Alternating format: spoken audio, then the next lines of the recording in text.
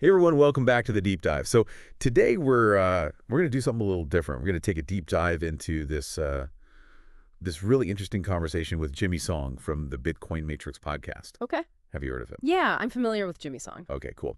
So this episode he's talking about, and this is a direct quote, Fiat ruins everything. Wow. That's a big claim. Yeah, bold statement, right? So what we want to do is unpack that a little bit, what he means by that. Yeah. And really explore, because it's a big topic. It touches on a lot of different aspects of society. It's not just about Bitcoin, although that's obviously part of it. Right. But it really gets into, how our financial system, how money itself is structured, maybe influencing things, in ways we don't really think about. Yeah. So it's going to be an interesting conversation. Buckle up, get ready. Let's dive in. Sounds good. So right off the bat, what I found really interesting was this idea that Song presents fiat money as almost like a disease, like a corrupting agent. Mm-hmm. It's not just that, it might lose value over time, inflation, we all know that. But he goes deeper and says it actually corrupts, like our values, our priorities, even our relationships, like the very fabric of society. Yeah. He really draws strong contrast between fiat and what he calls sound money principles. And the sound money idea, it's really key to his whole argument. Okay, so can you maybe unpack that a little bit? What does he mean by sound money? Sure. So basically, sound money, as he sees it, has inherent limitations. It's not something that can just be created out of thin air. Unlike fiat currencies where, governments or central banks can just print more whenever they feel like it. Okay, yeah. He believes this fundamental difference in how the money is created leads to, like you said, moral hazard. People acting in ways they wouldn't if the system had these inherent checks and balances. So it's not just about, the practical economic effects. Mm-hmm. It's about the ethics, like how it shapes our behavior as a society. Mm-hmm. Exactly. Okay, that's interesting. And one of the big things he talks about is the rise of what he calls rent-seeking jobs. And this is where it starts to get really, down to earth, how it affects our daily lives. Mm-hmm. What exactly are these rent-seeking jobs? So the way he defines them, and this is important, is that these are jobs that primarily extract value from the system without actually creating any new value. Okay, so can you give me an example? Yeah. So he uses this really vivid example comparing a DEI officer, diversity, equity, and inclusion officer, Right. to a delivery driver. Now, he's not saying that one job is inherently more important than the other, Right. but he's pointing out that the delivery driver is clearly creating tangible value. They're getting something, from point A to point B. Yeah. The DEI officer, on the other hand, their role is more about navigating the internal dynamics of an organization.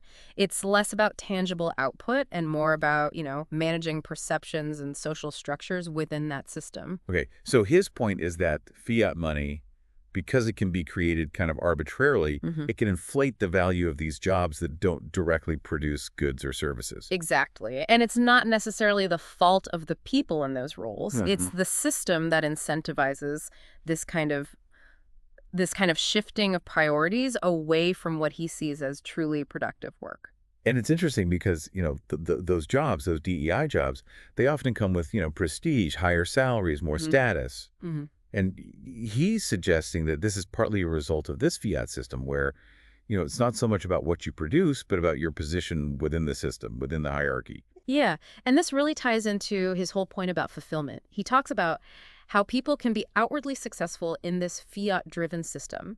They might have the fancy title, the big house, the nice car, all the trappings of success, but they might still feel empty, unfulfilled. Right, because they're not actually creating, they're just kind of playing the game, navigating the system. Exactly. And he argues that this is a direct consequence of fiat. Because when your focus shifts from creating real value to just manipulating the existing system, to extracting value from it, it can lead to the sense of, meaninglessness, like your work isn't actually contributing to something bigger. And this is where Bitcoin comes in. Yeah. Right? Because he sees Bitcoin as an alternative, as a way to break out of this cycle. Yeah.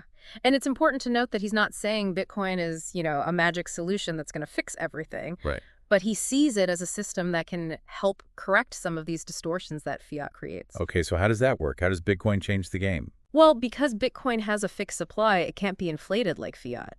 So he argues that it encourages people to think more long-term, to save, to invest in things that create real value. Okay. Because they know their money isn't going to be devalued by some central authority just printing more of it. So it shifts the incentives. Instead of trying to game the system, you're actually incentivized to create something, to build something. Exactly. It's about contributing to the network, to the economy, in a way that benefits everyone, not just yourself. Interesting.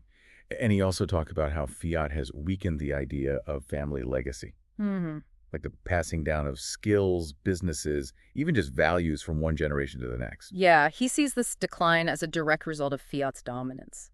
He argues that because Fiat encourages this reliance on institutions, on large centralized systems, people are less likely to, build something within their own families, to pass down those traditions and skills. So instead of relying on your family, your community, you're relying on these big institutions, the government, corporations, to provide for you, to define your future. Yeah.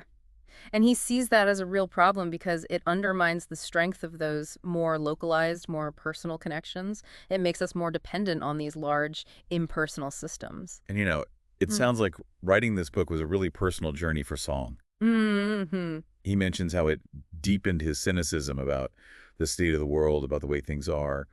But it also seems like it was a process of, rediscovering the importance of those core values, those things that Fiat has maybe eroded. Yeah, and he dedicates the book to his wife, which I think is a really powerful statement about the importance of family, of those close relationships, as a kind of anchor in all of this. Right, like a foundation that can withstand these larger societal forces that he's talking about. Exactly. And his experiences, traveling the world, meeting with different Bitcoin communities, it seems to have given him hope.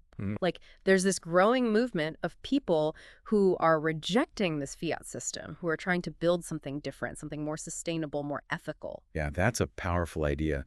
And he uses a really striking metaphor to explain this whole thing. Yeah, the tree metaphor. Right, society is a tree. Can you explain that a little bit? Sure. So he pictures society as a tree, and the roots of that tree are the things that give it strength, that nourish it. Things like family, community, strong ethical principles. Okay. But he says that fiat money is like a fungus that's attacking those roots, slowly weakening them from the inside. Wow, that's a vivid image. So the tree might still look healthy on the outside, but it's actually rotting from within. Exactly.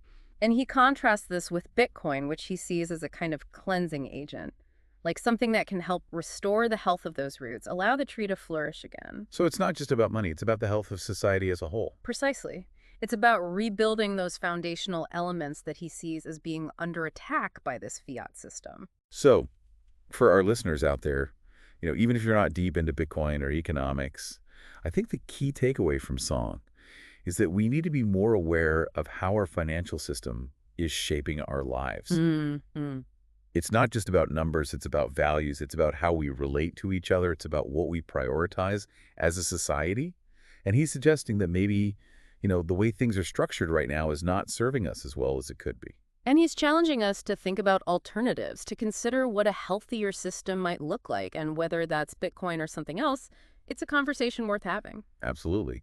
And, it makes you think, what can we do on an individual level? How can we live in a way that aligns with those values, with that vision of a healthier, more sustainable society? Yeah, it's about asking ourselves tough questions. What do we really value? What kind of world do we want to live in? And what role can we play in creating that world? If you're interested in hearing more from Jimmy Song, we'll include a link to the full Bitcoin Matrix podcast episode in the show notes. Yeah, definitely check it out. It's a thought-provoking conversation.